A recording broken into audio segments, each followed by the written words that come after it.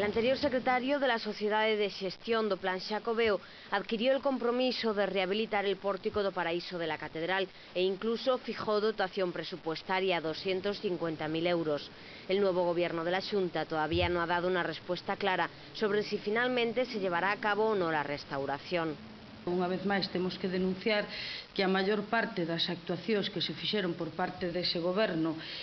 nomeadamente a respecto da cidade de Ourense, consistiu fundamentalmente en meter no conxelador, cando non directamente en anular iniciativas ou compromisos que tiña o anterior goberno a través dos seus distintos departamentos coa nosa cidade. Por ese motivo, Tareixa Paz ha presentado en el Parlamento Autonómico una proposición no de ley y una pregunta exigiendo esa respuesta.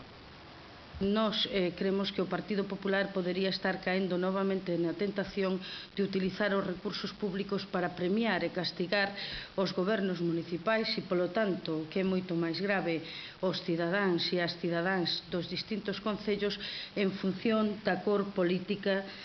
das súas corporacións.